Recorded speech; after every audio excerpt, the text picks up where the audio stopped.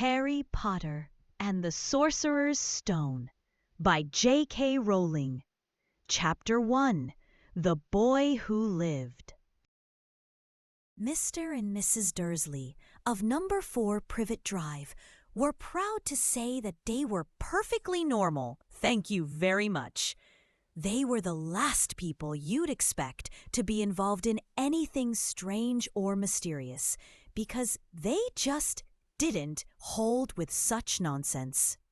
Mr. Dursley was the director of a firm called Grunnings, which made drills. He was a big, beefy man with hardly any neck, although he did have a very large mustache. Mrs. Dursley was thin and blonde and had nearly twice the usual amount of neck, which came in very useful as she spent so much of her time craning over garden fences, spying on the neighbors. The Dursleys had a small son called Dudley, and in their opinion, there was no finer boy anywhere. The Dursleys had everything they wanted, but they also had a secret, and their greatest fear was that somebody would discover it. They didn't think they could bear it if anyone found out about the Potters. Mrs. Potter was Mrs. Dursley's sister, but they hadn't met for several years. In fact, Mrs. Dursley pretended she didn't have a sister because her sister and her good-for-nothing husband were as un-Dursleyish as it was possible to be. The Dursleys shuddered to think what the neighbors would say if the Potters arrived in the street. The Dursleys knew that the Potters had a small son too, but they had never even seen him. This boy was another good reason for keeping the Potters away. They didn't want Dudley mixing with a child like that.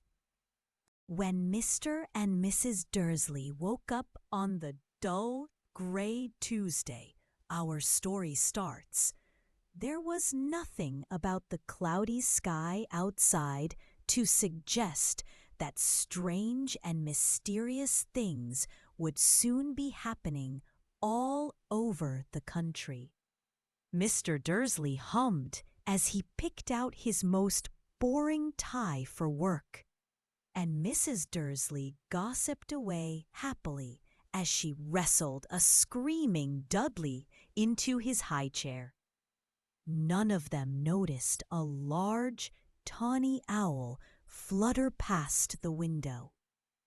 At 8:30, Mr. Dursley picked up his briefcase, pecked Mrs. Dursley on the cheek, and tried to kiss Dudley goodbye, but missed, because Dudley was now having a tantrum and throwing his cereal at the walls. "Little tyke," chortled Mr. Dursley as he left the house. He got into his car and backed out of number 4's drive. It was on the corner of the street that he noticed the first sign of something peculiar: a cat reading a map. For a second, Mr. Dursley didn't realize what he had seen. Then he jerked his head around to look again. There was a tabby cat standing on the corner of Privet Drive, but there wasn't a map in sight. What could he have been thinking of? It must have been a trick of the light. Mr. Dursley blinked and stared at the cat. It stared back. As Mr. Dursley drove around the corner and up the road, he watched the cat in his mirror. It was now reading the sign that said Privet Drive. No, looking at the sign, cats couldn't read maps or signs. Mr. Dursley gave himself a little shake and put the cat out of his mind. As he drove toward town, he thought of nothing except a large order of drills he was hoping to get that day. But on the edge of town, drills were driven out of his mind by something else. As he sat in the usual morning traffic jam, He couldn't help noticing that there seemed to be a lot of strangely dressed people about. People in cloaks. Mr. Dursley couldn't bear people who dressed in funny clothes, the get-ups you saw on young people. He supposed this was some stupid new fashion. He drummed his fingers on the steering wheel, and his eyes fell on a huddle of these weirdos standing quite close by. They were whispering excitedly together. Mr. Dursley was enraged to see that a couple of them weren't young at all. Why, that man had to be older than he was, and wearing an emerald green cloak. The nerve of him! But then it struck Mr. Dursley that this was probably some silly stunt. These people were obviously collecting for something. Yes, that would be it. The traffic moved on, and a few minutes later, Mr. Dursley arrived in the Grunnings parking lot, his mind back on drills. Mr. Dursley always sat with his back to the window in his office on the 9th floor. If he hadn't, he might have found it harder to concentrate on drills that morning. He didn't see the owls swooping past in broad daylight, though people down in the street did. They pointed and gazed open-mouthed as owl after owl sped overhead. Most of them had never seen an owl even at nighttime. Mr. Dursley, however, had a perfectly normal owl-free morning. He yelled at 5 different people. He made several important telephone calls and shouted a bit more.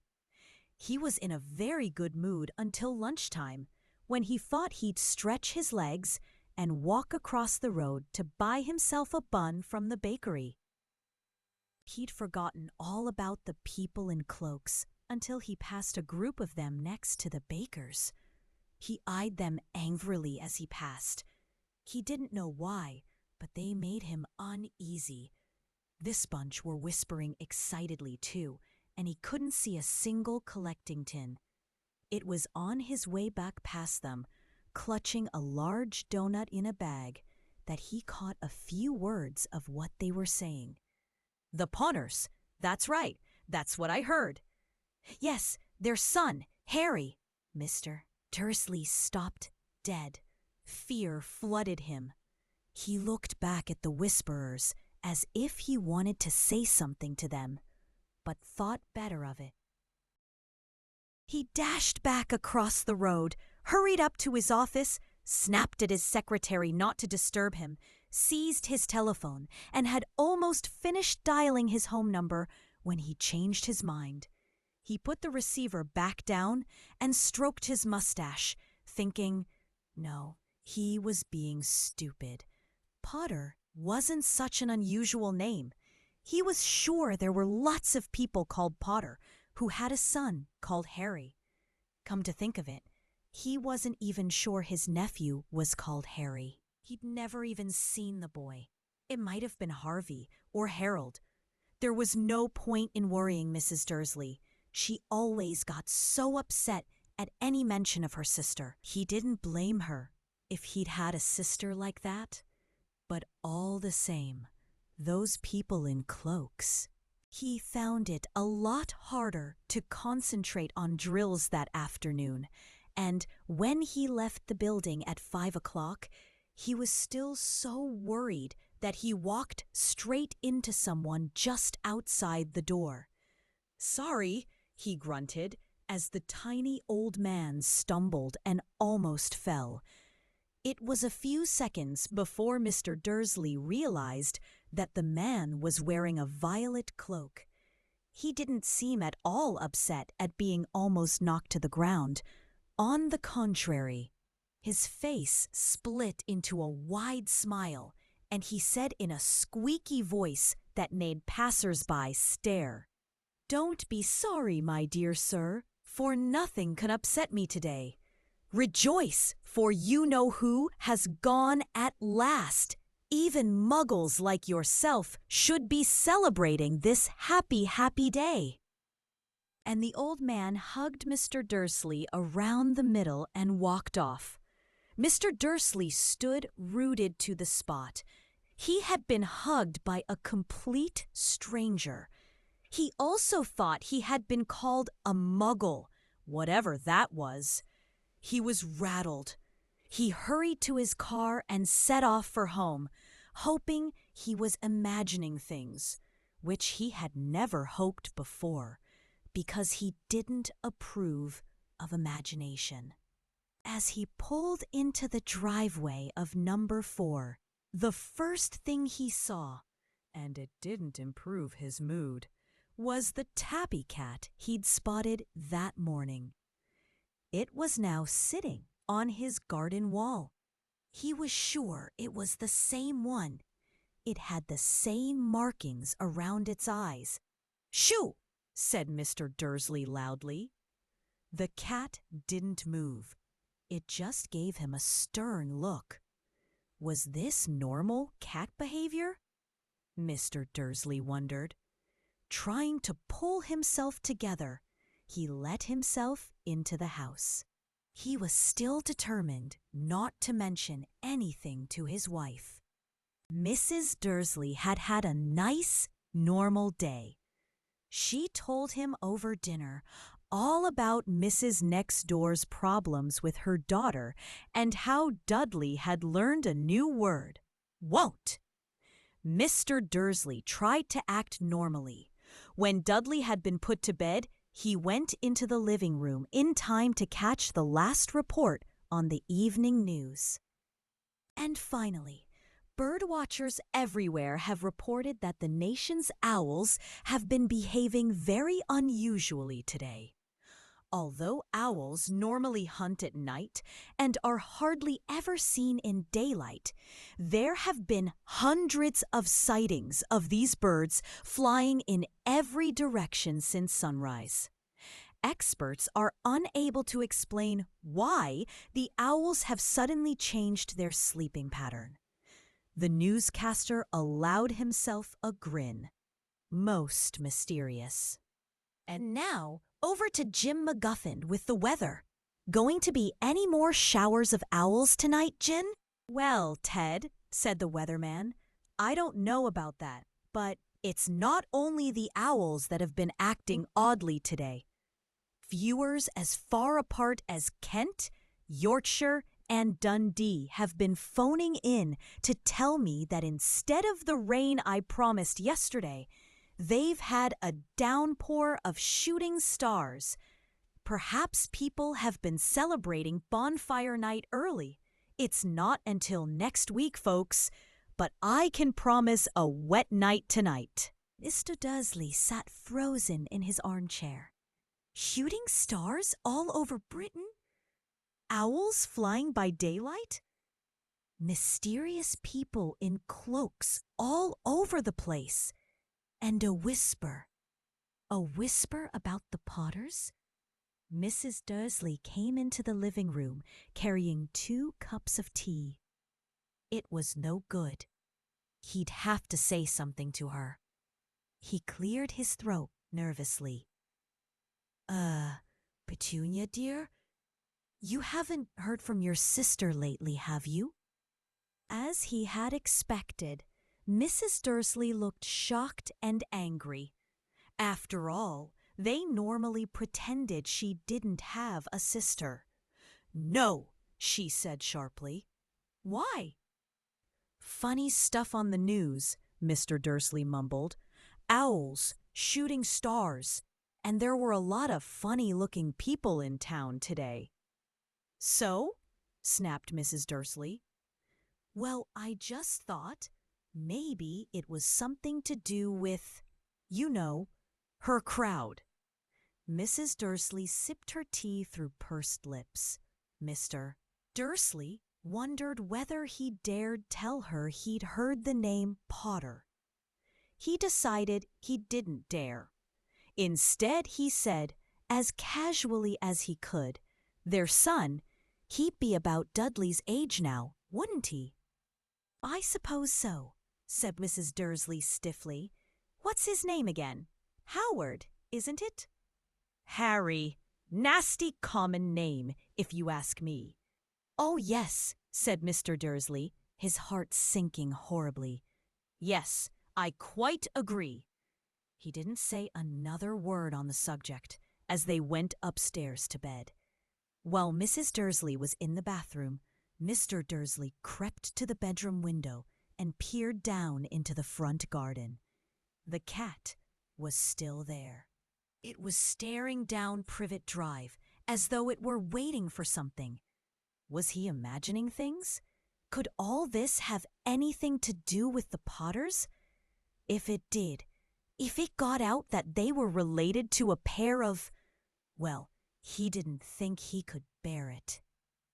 The Dursleys got into bed. Mrs. Dursley fell asleep quickly, but Mr. Dursley lay awake, turning it all over in his mind. His last comforting thought before he fell asleep was that even if the Potters were involved, there was no reason for them to come near him and Mrs. Dursley.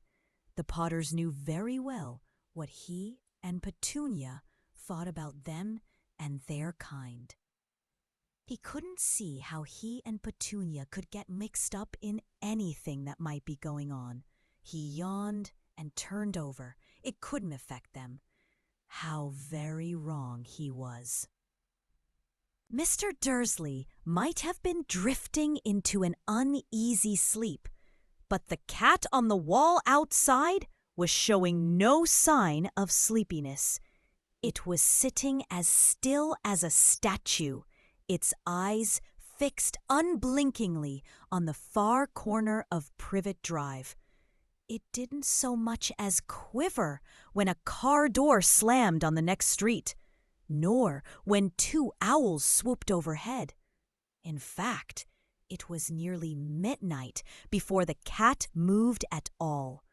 A man appeared on the corner the cat had been watching. Appeared so suddenly and silently, you'd have thought he'd just popped out of the ground. The cat's tail twitched and its eyes narrowed. Nothing like this man had ever been seen on Privet Drive. He was tall, thin, and very old, judging by the silver of his hair and beard, which were both long enough to tuck into his belt. He was wearing long robes, a purple cloak that swept the ground, and high-heeled, buckled boots. His blue eyes were light, bright, and sparkling behind half-moon spectacles, and his nose was very long and crooked, as though it had been broken at least twice. This man's name was Albus Dumbledore. Albus Dumbledore didn't seem to realize that he had just arrived in a street where everything, from his name to his boots, was unwelcome. He was busy rummaging in his cloak, looking for something. But he did seem to realize he was being watched, because he looked up suddenly at the cat, which was still staring at him from the other end of the street.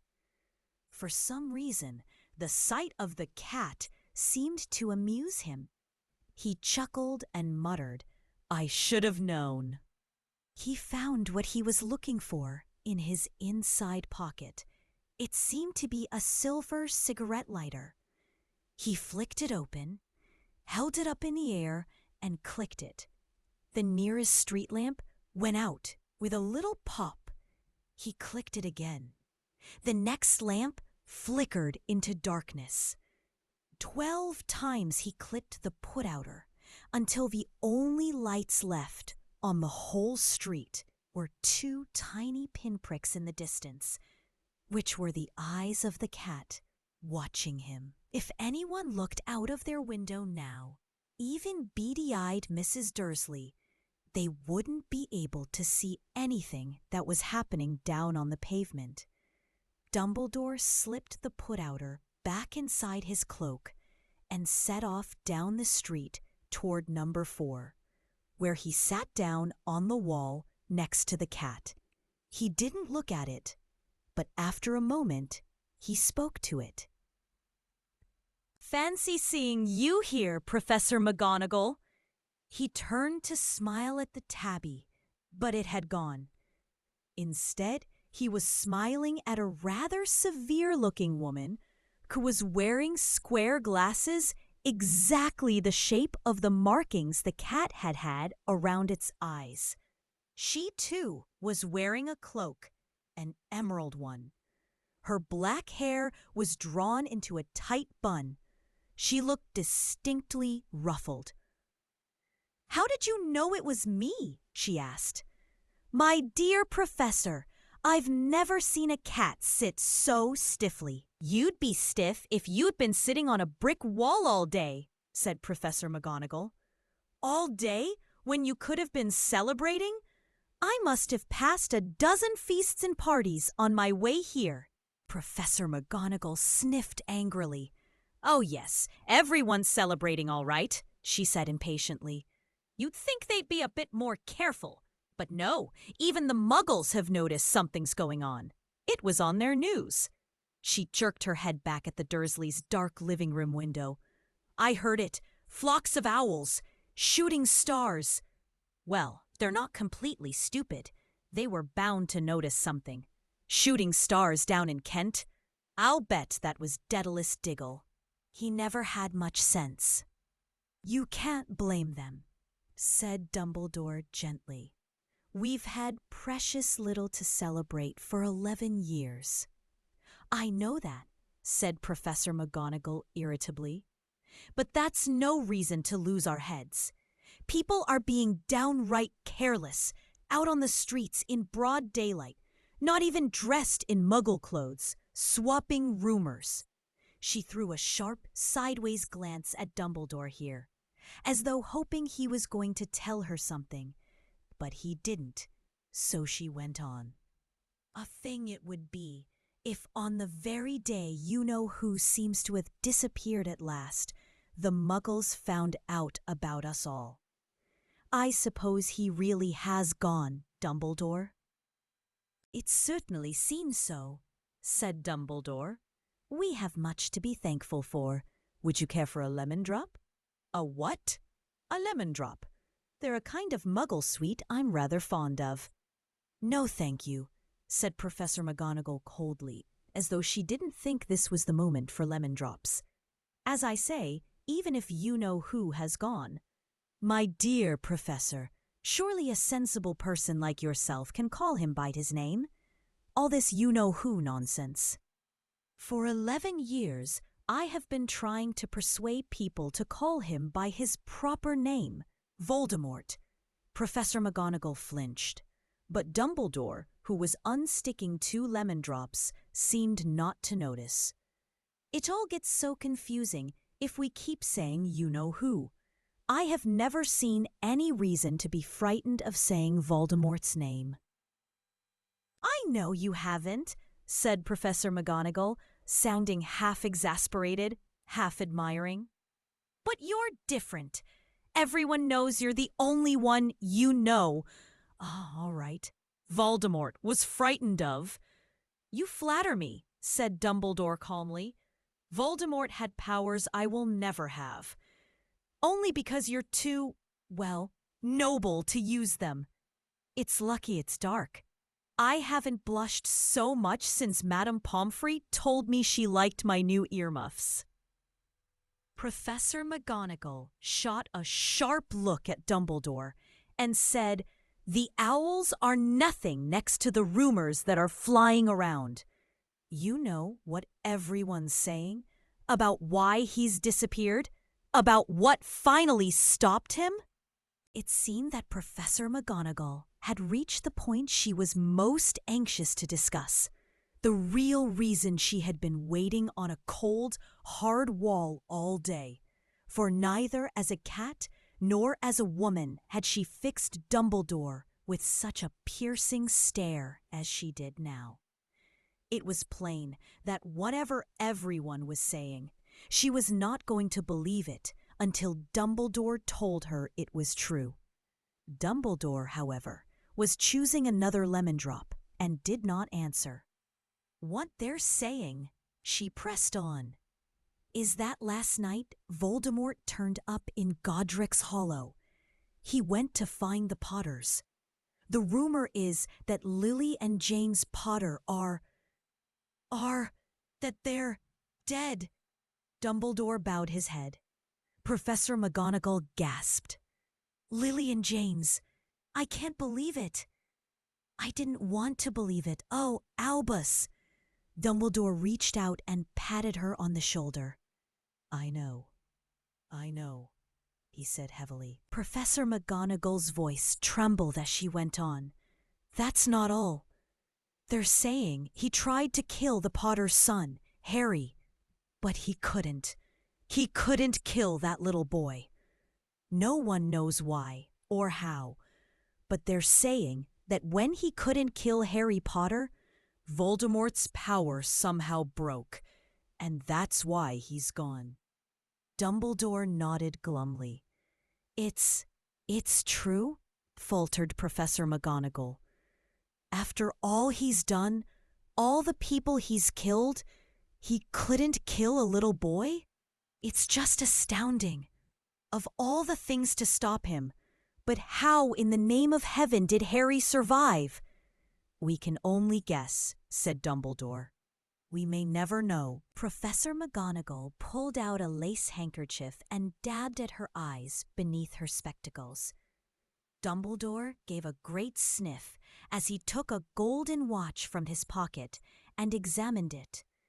It was a very odd watch. It had 12 hands, but no numbers. Instead, little planets were moving around the edge. It must have made sense to Dumbledore, though, because he put it back in his pocket and said, "Hagrid's late. I suppose it was he who told you I'd be here, by the way?"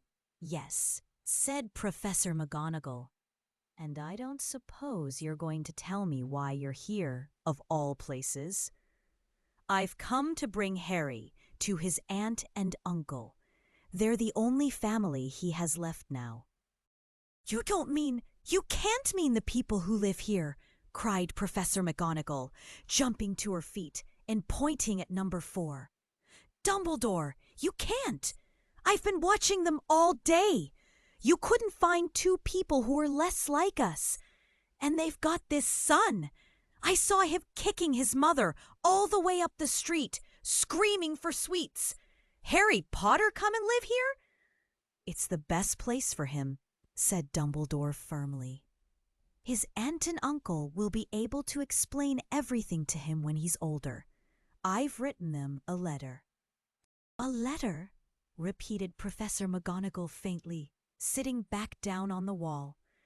"Really, Dumbledore, you think you can explain all this in a letter? These people will never understand him. He'll be famous, a legend. I wouldn't be surprised if today was known as Harry Potter Day in the future. There will be books written about Harry. Every child in our world will know his name." "Exactly," said Dumbledore, looking very seriously over the top of his half-moon glasses. "It would be enough to turn any boy's head. Famous before he can walk and talk. Famous for something he won't even remember. Can't you see how much better off he'll be growing up away from all that until he's ready to take it?" Professor McGonagall opened her mouth, changed her mind, swallowed, and then said, Yes, you're right, of course. But how is the boy getting here, Dumbledore?" She eyed his cloak suddenly as though she thought he might be hiding Harry underneath it. "Hagrid's bringing him." "You think it wise to trust Hagrid with something as important as this?" "I would trust Hagrid with my life," said Dumbledore. "I'm not saying his heart isn't in the right place," said Professor McGonagall grudgingly, but you can't pretend he's not careless. He does tend to— What was that? A low rumbling sound had broken the silence around them. It grew steadily louder as they looked up and down the street for some sign of a headlight. It swelled to a roar as they both looked up at the sky, and a huge motorcycle fell out of the air and landed on the road in front of them. If the motorcycle was huge, it was nothing to the man sitting astride it. He was almost twice as tall as a normal man and at least 5 times as wide. He looked simply too big to be allowed, and so wild. Long tangles of bushy black hair and beard hid most of his face. He had hands the size of trash can lids, and his feet in their leather boots were like baby dolphins. In his vast, muscular arms, he was holding a bundle of blankets.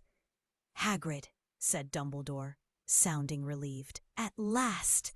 And where did you get that motorcycle?"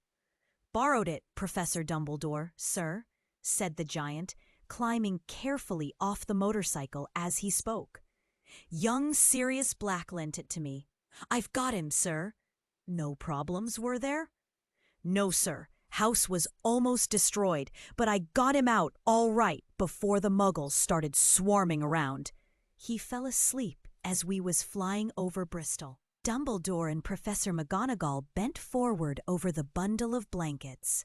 Inside, just visible, was a baby boy, fast asleep.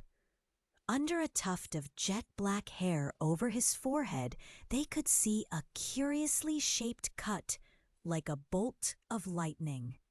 "Is that where—" whispered Professor McGonagall.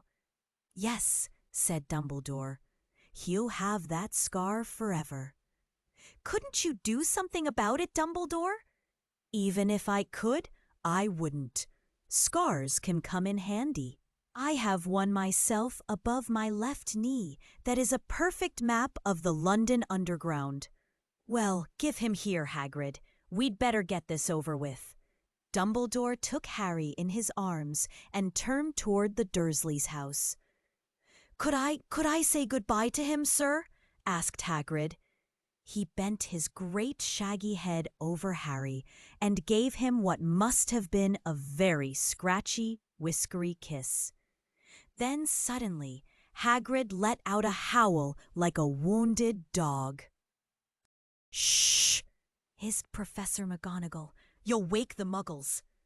"Sorry," sobbed Hagrid, taking out a large spotted handkerchief and burying his face in it. "But I can't stand it. Lily and James dead, and poor little Harry off to live with Muggles." Yes, it's all very sad, but get a grip on yourself, Hagrid, or we'll be found," Professor McGonagall whispered, patting Hagrid gingerly on the arm as Dumbledore stepped over the low garden wall and walked to the front door. He laid Harry gently on the doorstep, took a letter out of his cloak, tucked it inside Harry's blankets, and then came back to the other two. For a full minute, the 3 of them stood and looked at the little bundle. Hagrid's shoulders shook. Professor McGonagall blinked furiously, and the twinkling light that usually shone from Dumbledore's eyes seemed to have gone out. "Well," said Dumbledore finally, "that's that. We've no business staying here. We may as well go and join the celebrations." "Yeah," said Hagrid in a very muffled voice. "I'd best get this bike away. Good night, Professor McGonagall. Professor Dumbledore, sir." Wiping his streaming eyes on his jacket sleeve, Hagrid swung himself onto the motorcycle and kicked the engine into life. With a roar, it rose into the air and off into the night. "I shall see you soon, I expect, Professor McGonagall," said Dumbledore, nodding to her. Professor McGonagall blew her nose in reply. Dumbledore turned and walked back down the street.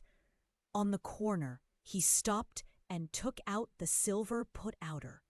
He clicked it once, and 12 balls of light sped back to their street lamps so that Privet Drive glowed suddenly orange, and he could make out a tabby cat slinking around the corner at the other end of the street. He could just see the bundle of blankets on the step of number 4. "Good luck, Harry," he murmured. He turned on his heel, and with a swish of his cloak, he was gone. A breeze ruffled the neat hedges of Privet Drive, which lay silent and tidy under the inky sky, the very last place you would expect astonishing things to happen. Harry Potter rolled over inside his blankets without waking up. One small hand closed on the letter beside him, and he slept on, not knowing he was special, not knowing he was famous, not knowing he would be woken in a few hours' time by Mrs. Dursley's scream as she opened the front door to put out the milk bottles, nor that he would spend the next few weeks being prodded and pinched by his cousin Dudley. He couldn't know that at this very moment, people meeting in secret all over the country were holding up their glasses and saying in hushed voices, "To Harry Potter, the boy who lived."